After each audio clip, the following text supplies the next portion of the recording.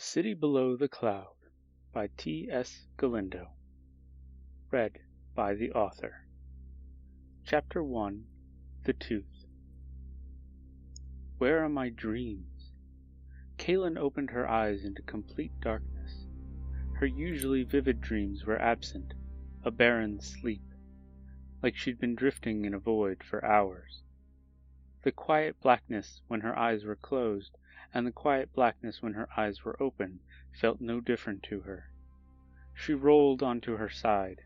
When her jaw touched the mattress, a spike of pain tunneled its way through one of her molars.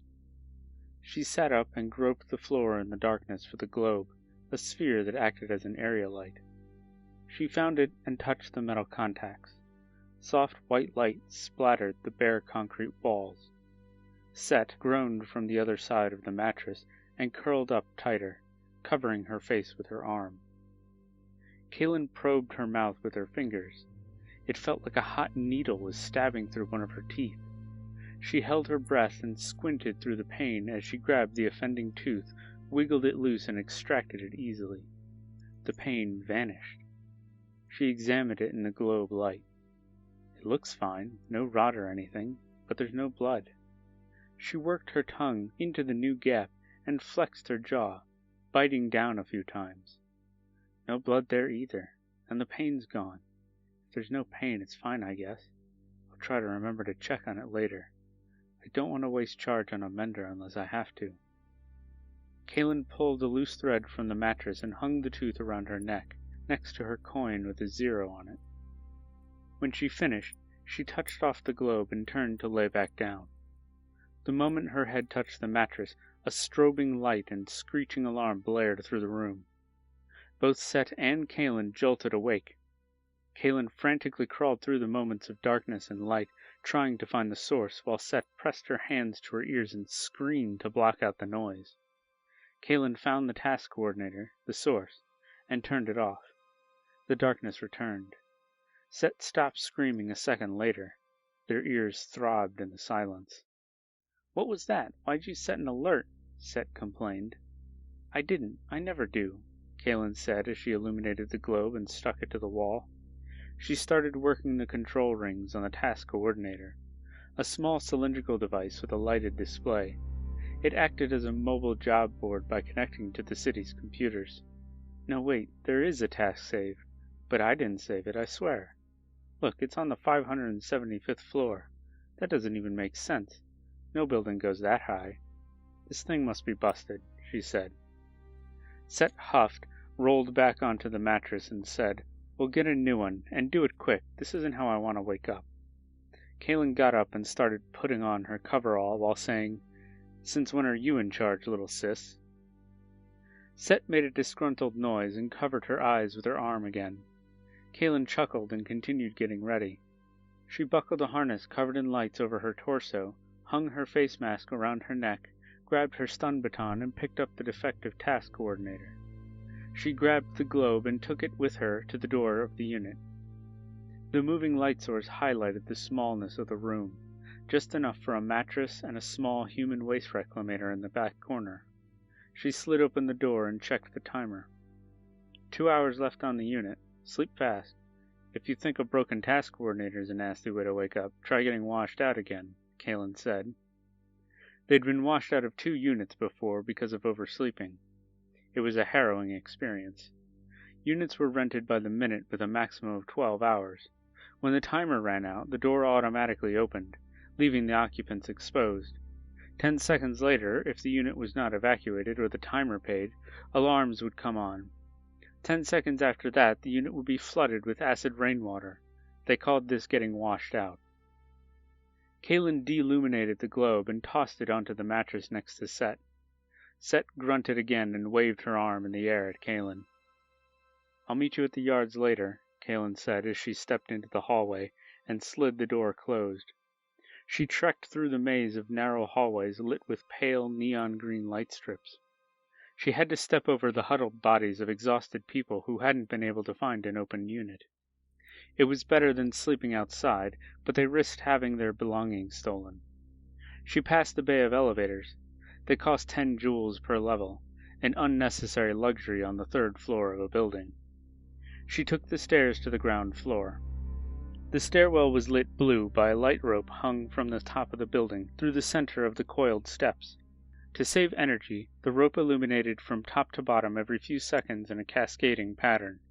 The effect was like light dripping from the top of the seemingly endless helical shaft.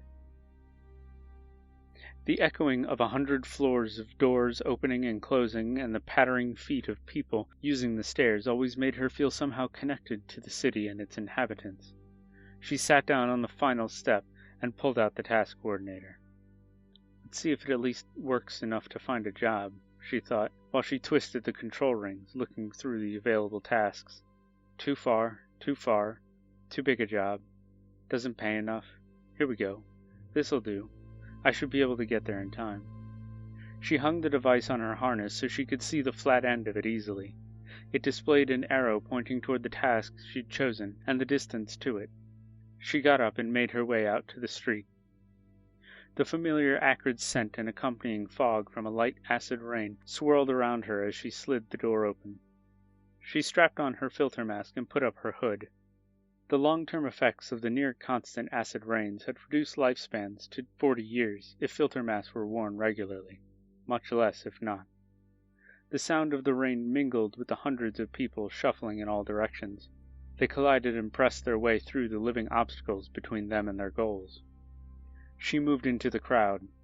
The sound of the street was a cacophonous echo of millions of footfalls, puddles splashing, raindrops on vinyl and concrete, and the wind groaning through the mile-high monolithic buildings. She checked the arrow on her task coordinator and tried to push herself in that general direction. The process was more about resisting being shoved in the directions she didn't want to go, rather than actively propelling herself toward where she did want to go. The sky was a permanent black cloud of smog that choked the city and its inhabitants.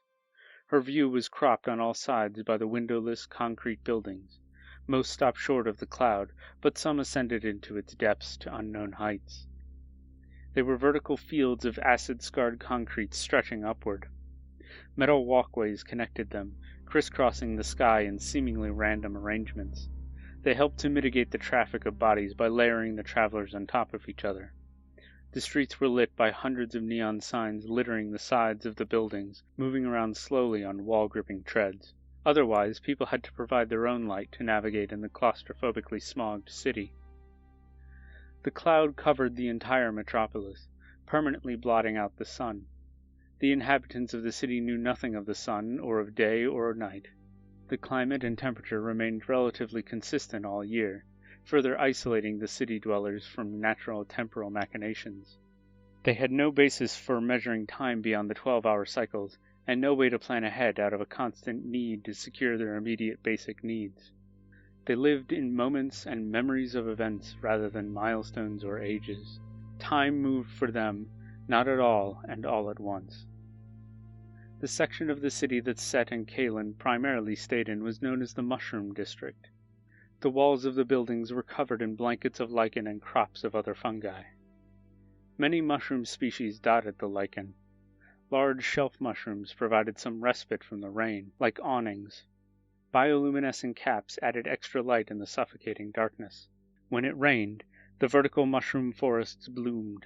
Caps blossomed and stalks stretched to their maximum to catch the falling water, like a great many-tentacled beast reaching into the inky cloud.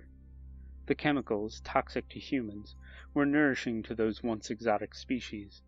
It was a symbiotic relationship with the buildings.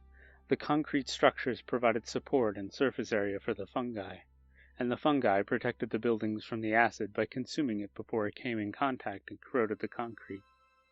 Outside the mushroom district, the buildings required a coating of chemical solvents to protect them. The mushrooms grew somewhat uncontained, however, and had to be culled from bridges and doorways and vents. This was Kalen's job. She was a scrubber.